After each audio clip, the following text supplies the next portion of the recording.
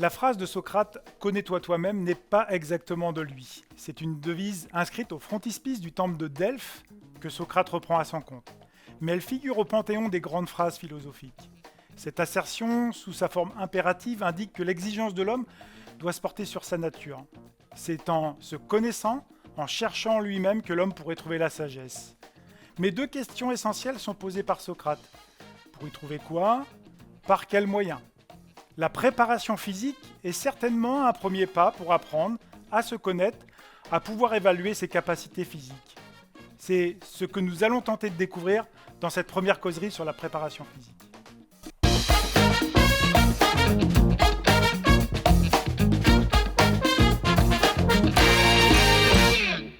Bonjour et soyez les bienvenus dans ces causeries du sport de l'Université numérique de La Réunion. Et pour notre thème aujourd'hui, c'est la préparation physique. Et pour en parler, nous accueillons le docteur Cyril Granier. Bonjour Cyril. Bonjour, merci à vous de m'accueillir. Alors, vous êtes maître de conférence, on va dire sport scientist et conseiller optimisation de la performance au CREPS de La Réunion. Alors, c'est quoi vos missions, Cyril ? Oui, donc arrivé récemment à La Réunion, en septembre dernier, les missions sont en construction, mais il y a déjà une belle trame d'action. On est sur de l'évaluation d'athlètes au sein de la structure, puisque la structure du CREPS est composée de groupements sportifs, de pôles qu'on appelle, avec des athlètes d'un certain niveau, vers qui accèdent au haut niveau. Donc ma première mission, c'est de les évaluer. Voilà, de conseiller les entraîneurs et de les accompagner. Et puis après, j'ai tout un volet sur le suivi médical de ces athlètes et le développement du sport santé au sein de l'établissement et l'ouverture vers l'extérieur sur cette thématique. Alors, on va aller un petit peu plus loin parce que c'est très intéressant. Ces thématiques de préparation physique, elles englobent énormément de choses, beaucoup de paramètres. On entend, voilà, c'est en vogue. La préparation physique, la préparation mentale, mais on ne sait pas trop quoi y mettre. Alors, on va voir, vous avez amené des petites slides, notamment, et sur cette slide, on voit que justement, il peut y avoir plein de thématiques et notamment plein de questions sur la préparation physique. Vous pouvez nous en dire plus par rapport à ça, c'est-à-dire physiquement préparé, c'est quoi ? Oui, et effectivement, on le voit sur cette illustration, c'est que tout sportif, tout pratiquant, sportif ou pour le sport santé se pose toujours des questions dans sa pratique et on le voit ici sur l'illustration, voilà, quelqu'un qui a une douleur à un endroit, quelqu'un qui n'a pas mangé, donc on est vraiment dans l'idée d'apporter des réponses à ces questionnements pour que la personne puisse pratiquer en santé une activité et donc potentiellement par la suite développer une performance. Mais l'idée c'est bien d'abord d'avoir de la santé pour aller vers de la performance. Oui, parce que là on parle souvent de performance, on a une fausse souvent idée de la définition de la performance, parce que on pense souvent au sport de haut niveau, aux résultats, aux faits exceptionnels en fait. On voit tout de suite soit les Jeux Olympiques, soit des grands résultats, mais la performance, c'est pas que ça. Non, alors c'est une question assez ouverte, effectivement, mais non, alors moi, souvent quand j'aborde les entraîneurs ou les athlètes, l'idée de performance, selon moi, c'est de donner le maximum de ses capacités au moment donné. Et c'est à ce moment-là qu'on atteint la performance. Et si le résultat est là en plus, ben on aura notre cerise, entre guillemets, sur le gâteau. Oui, alors là, effectivement, il y a pas mal de questions on voit sur cette petite slide. Il y a aussi entre guillemets, des croyances ou le fait de dire j'ai pas forcément besoin de me tester, et on entend souvent ce mot plaisir. Ça, par exemple, là, on le voit sur la slide. Et vous êtes confronté à ce genre de phrases régulièrement ?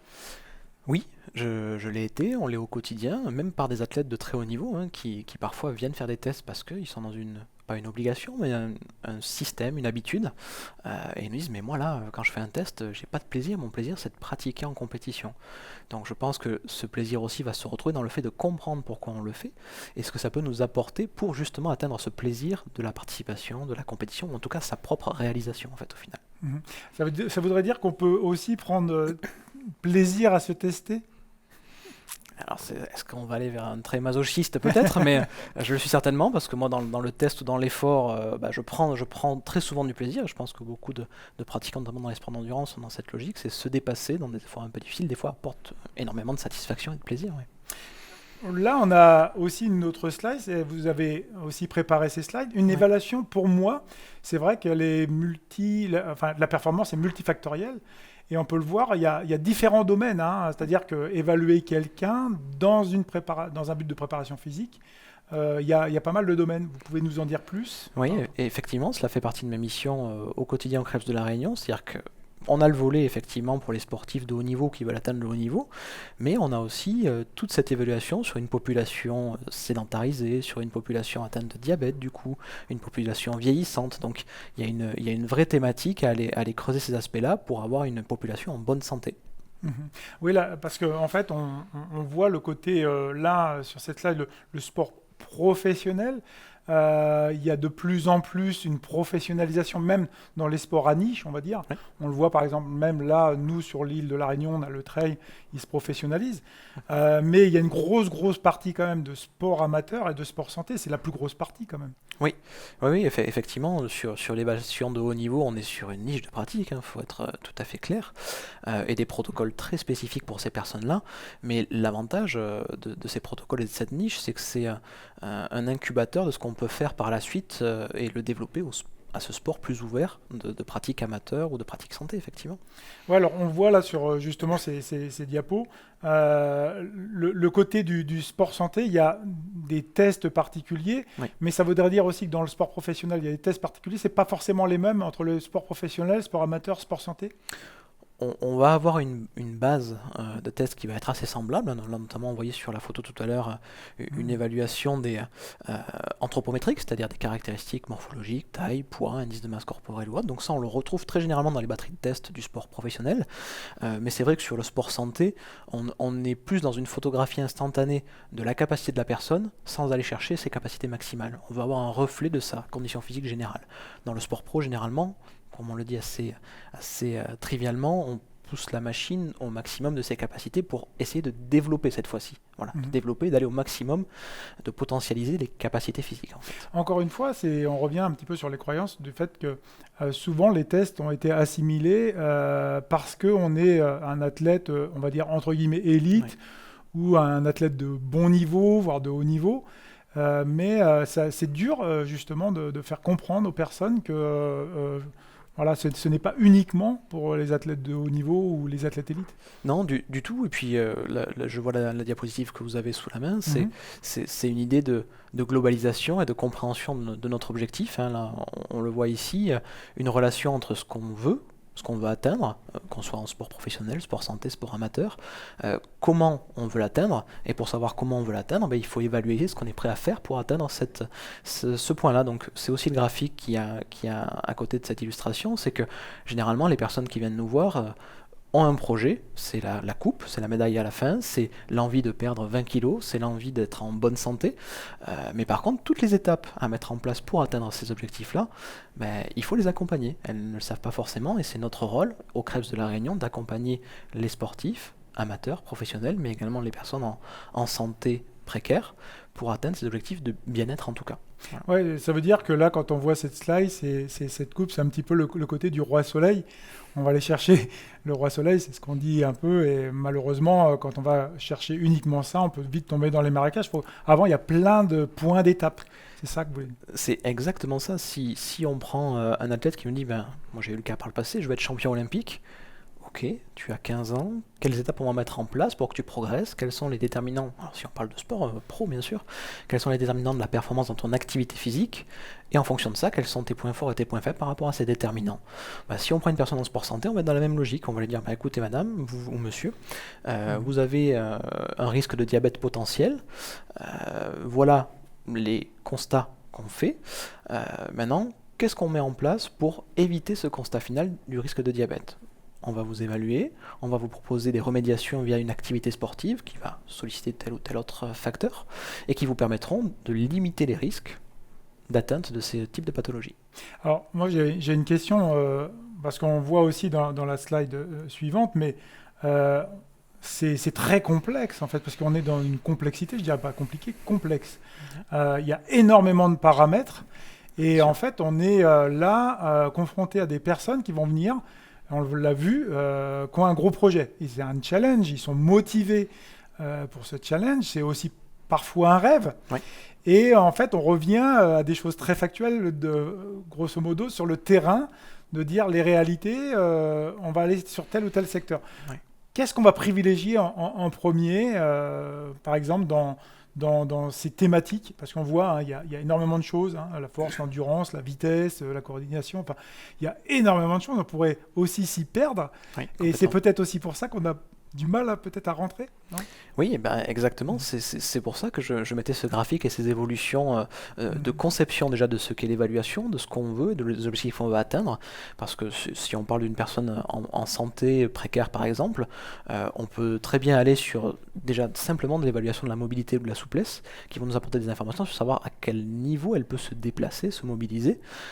Une personne plus évoluée, on va aller sur de l'endurance de base, un test de marche, par exemple, un test de marche de 6 minutes. On va pouvoir voir grâce à ça sa capacité de mobilité en marche et donc son niveau d'endurance, de capacité cardiovasculaire. Maintenant, si on est sur un athlète de haut niveau, on va aller aussi sur un test d'endurance pour un trailer ou une traileuse par exemple, sauf que le test ira chercher des ressources un peu plus importantes en termes d'investissement, je le vois là-dessus, mental, et d'investissement de capacité maximale cardiovasculaire en tout cas. Voilà. On n'est Mhm. pas sur les mêmes curseurs, mais avec une même qualité, on peut évaluer plein de choses différentes. Donc il y a un vrai besoin d'accompagnement et d'accompagnement avec plusieurs strates, plusieurs spécialistes qui vont venir accompagner la personne. L'évaluation seule n'a pas de sens. Mhm. L'évaluation seule n'a pas de sens, moi je voudrais aller un petit peu plus loin là-dessus, c'est-à-dire que on propose aussi, on a des propositions d'outils connectés, Oui. énormément, et puis aussi presque des appareils qui vont tout faire. Mm. Ils vont vous permettre de faire des abdominaux, par exemple, sans bouger. Oui. Donc, est-ce qu'on n'est pas dans une contradiction aussi? C'est-à-dire qu'à un moment donné, on doit se préparer physiquement, Mhm. c'est important, mais et on a aussi un aspect commercial de la préparation physique. Mhm. Oui, je pense qu'on a une chance sur l'île, c'est que c'est encore moins développé qu'en métropole pour l'instant. On souhaite faire monter aussi en compétence l'encadrement sur cet aspect-là sur l'île, avec le CREPS de la Réunion, c'est l'une de nos missions. Mais effectivement, alors on a plein d'outils connectés. Eric, vous en avez un à votre poignet également aujourd'hui, effectivement, avec des montres connectées, des smartphones, des applications tablettes ou autres. On peut effectivement savoir si on a suffisamment bien dormi ou pas, savoir si notre fréquence cardiaque est normale ou pas, éventuellement voir d'autres indicateurs liés à l'hydratation, liés à l'alimentation, à la dépense d'énergie au cours de l'effort. Ce sont des outils. Maintenant, j'ai envie de dire, qu'en fait-on? Qu'en Mhm. fait-on? Comment on s'en sert? Et est-ce qu'on comprend ce que nous donne l'outil? Oui, oui. On entend souvent aussi parler de développement personnel, etc., puis de parler d'intuition. Mais là, en fait, on est aussi peut-être sur une appréhension de quelque chose de monitoré. Est-ce qu'on n'a pas, enfin, des fois, l'impression qu'il y a ce monitorage pourrait faire peur parce qu'on est finalement proche de quelque chose de très rationnel et Ouais, très rationnel, très médical aussi. oui, c'est ça. Les gens La mélangent un blouse peu. blanche peut Oui, faire. oui, c'est ça. De toute façon, on le voit hein, quand on reçoit des personnes qui s'installent dans notre bureau et qu'on évalue la capacité cardiovasculaire, c'est-à-dire la fréquence cardiaque. On voit très naturellement des gens qui nous disent mais je comprends pas, je suis beaucoup plus haut que d'habitude, j'ai 10 ou 20 pulsations de moins en fréquence cardiaque habituellement. Donc oui, il y a cet aspect-là qui peut être un peu repoussant au premier abord, mais tout est dans l'accompagnement qu'on propose après. C'est-à-dire que nous, on est là pour permettre à la personne d'atteindre son projet, son objectif. Donc, si on fait preuve de cette bienveillance d'accompagnement, généralement tout se passe bien et on arrive à se détacher de la technologie et à rationaliser sur ce qui est important. Et pourquoi pas ce Mhm. fameux ressenti ou en tout cas cette prise de conscience du besoin qu'on a. On est aussi confronté à aussi avoir des coachs hein, de préparation physique. Donc, on parlait d'accompagnement. Les gens ont besoin aussi de ce rapport humain, Oui. d'être accompagnés aussi sur leur projet. Donc, votre avis là-dessus? C'est-à-dire, est-ce que voilà, il y a des personnes qui vont aller plutôt vers un coach et préparateur physique parce qu'il est réputé dans le milieu, Oui. parce qu'il va permettre. Alors, on est aussi sur la bordure hein, de la préparation physique et Mm. par exemple du renforcement musculaire, la musculation, on le voit, Oui. le crossfit, ou voilà des choses. Votre avis là-dessus? Mhm. Bah, mon avis, il revient au ressenti de la personne. Je reviens très fréquemment Mhm. là-dessus. C'est pas très rationnel et c'est un peu détaché de mon métier au quotidien, mais euh, on ne travaille bien qu'avec une personne avec qui on a envie de travailler. Voilà. Donc j'ai envie de dire, peu importe le coach, peu importe son niveau d'expertise, d'expérience, mais si vous entendez bien avec la personne, que ce qu'on vous propose vous paraît agréable à faire, même si on sait que parfois ça peut être un peu plus compliqué quand on veut progresser. Mais en tout cas, si on a déjà ce relationnel et excusez-moi de cet anglicisme, mais ce feeling, déjà les choses passeront beaucoup mieux. Et je ne crois vraiment pas à la prise en main individuelle. C'est-à-dire que s'auto-administrer un entraînement, personnellement, je n'y crois pas. Même moi qui conseille et qui accompagne, j'essaye de le faire sur moi-même seul, je n'y arrive pas. On part Je dans n'y des arrive pas biais, c'est ça un peu. Ouais. systématiquement. Ouais. Et puis surtout quand on s'y connaît après, on se dit ouais mais là en fait j'ai le temps, je peux Mhm. faire autre chose à la place. Donc Mhm. moi je sais que pour être serein dans ma pratique, je préférais être accompagné en tout cas, voilà, pour être Mhm. sûr d'atteindre mes objectifs. Alors, vous êtes finalement la maître de conférence, donc les aspects scientifiques, vous connaissez, hein, vous avez fait une thèse Oui. sur ces aspects justement de monitoring, de Mhm. préparation physique. Je crois que c'est dans le cyclisme, hein, Oui, c'est bien ça. exactement, dans VTT. Donc vous connaissez bien, mais aussi, est-ce qu'il n'y a pas besoin à un moment donné aussi d'avoir de la ressource, hein, le CREPS de la Réunion aussi est un centre de ressources aussi, donc il faut aussi se positionner avec des études scientifiques et pas faire n'importe quoi non plus. Exactement, de toute façon, c'est le but de notre démarche, c'est-à-dire c'est d'être accessible déjà, ça c'est la première des choses, Mhm. d'avoir un établissement ouvert pour accueillir des personnes qui sont dans ces questionnements-là, et puis derrière de proposer des protocoles d'évaluation. Alors là, ça fait un peu médical ou très scientifique, il ne faut pas effrayer les gens non plus, mais en tout cas, il faut de la rigueur, puisque une évaluation n'est valide ou valable que si elle est répétable dans le temps et de manière standardisée, j'ai envie de dire. Donc, notre idée, c'est de proposer des protocoles à la pointe de ce qui se fait, mais de les rendre accessibles au commun des pratiquants ou des personnes qui cherchent à être en meilleure santé physique. Et ça veut dire aussi qu'on parlait par exemple là des athlètes ou Mhm. des sportifs, mais ça peut être aussi la possibilité à des coachs finalement aussi de se nourrir d'évaluations différentes, d'outils différents pour justement accompagner aussi les sportifs. Ça peut être un relais. Oui, en fait, dans cette idée de centre ressources et d'expertise, on est vraiment dans une idée d'ouverture. Donc, on est là pour évaluer des athlètes, mais on peut également procéder à la réaffirmation de savoir pour des entraîneurs ou compléter leur savoir. Et c'est d'ailleurs ce qu'on va faire dès septembre prochain ici au CREPS à La Réunion en proposant une formation de préparation physique justement qui va aborder tous ces aspects-là, tant sur l'aspect sportif amateur, sportif professionnel que réathlétisation et santé. Mhm. Parce que le domaine est très vaste, physiquement préparé, on va y revenir un petit peu, on va aller un petit peu plus dans le détail. Mhm. Les points importants dans ce prisme, on va dire, par exemple, c'est quoi? C'est l'endurance, c'est la force, c'est la vitesse. C'est difficile en fait que ça dépend du sport, ça dépend de la pratique de la personne. Exactement. Si on en revient à la pratique sportive, Mhm. finalement, on va définir un modèle de compétence ou de performance dans l'activité et on va voir quelles sont les qualités de ces sphères qui sont primordiales. Si par exemple je prends un trailer, certainement que la capacité d'endurance va être un élément clé. Peut-être que le mental aussi, mais là c'est un autre domaine et je suis moins compétent. Si on prend des sports d'équipe, peut-être que les aspects techniques ou tactiques vont être prioritaires sur des aspects d'endurance. Donc l'important pour nous, c'est d'avoir cette relation avec l'entraîneur, notamment avec nos pôles, pour comprendre quelles sont les priorités qu'ils accordent à leur pratique et quelles sont les qualités physiques, énergétiques, musculaires, techniques, tactiques, qui vont leur permettre d'avoir des réponses concrètes à leurs besoins de terrain. Mhm. Donc c'est l'adaptation. Ouais, alors justement, on a souvent des challenges, des rêves, des objectifs. Vous parliez tout à l'heure d'objectifs. Mais à un moment donné, on a besoin quand même de ranger le cerveau. À quelle période, en fait parce que là aussi, souvent, on est perdu. C'est dans le temps, Oui. cet aspect temporel. C'est-à-dire, à un moment donné, à quel moment dois-je faire ce test d'évaluation parce qu'on peut aussi avoir beaucoup de compétitions ou pas, ou on Bien est sûr. dans la santé, on ne sait pas trop. Enfin, Oui. à quel moment? Oui, alors C'est une question. c'est une question ouverte, effectivement. À quel moment déjà? C'est dans l'entrée du projet. Hmm. Dès qu'on veut débuter un projet, on ne peut le mettre en place que si on a des bases pour évaluer ce projet. Donc, dès l'entrée dans un projet sportif, santé ou autre, on évalue. Ça, c'est la première étape. Une fois qu'on a évalué, on pose un constat et on va planifier l'action à mettre en place.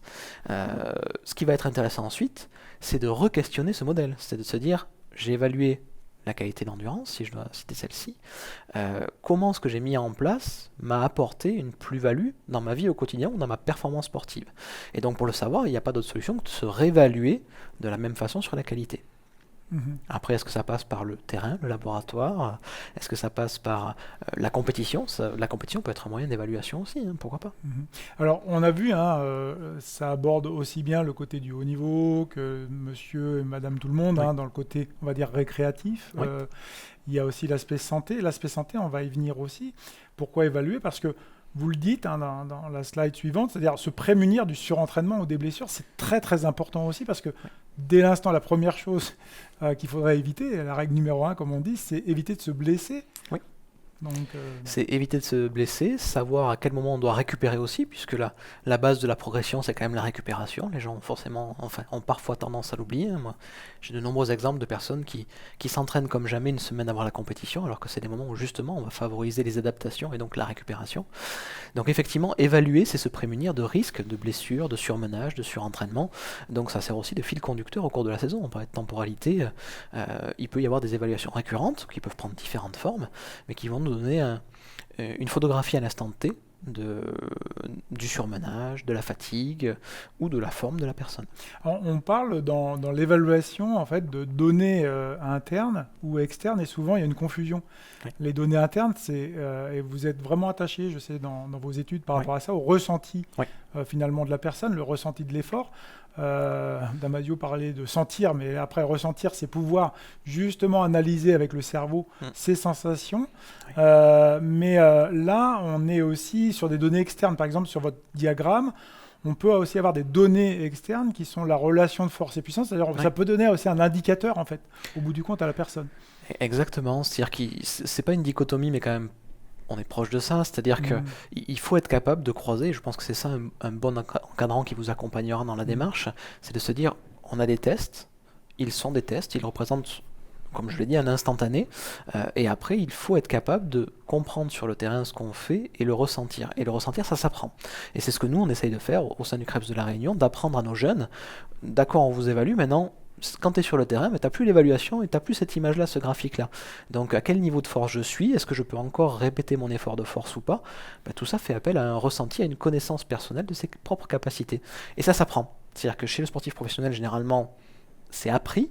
Chez le sportif amateur, il y a un processus à mettre en place, et donc chez la personne qui vient pour du sport santé, ça fait partie des éléments qu'il faut mettre en place prioritairement pour que la personne soit autonome dans sa pratique. Et l'autonomie est une des clés du succès dans l'atteinte de son projet.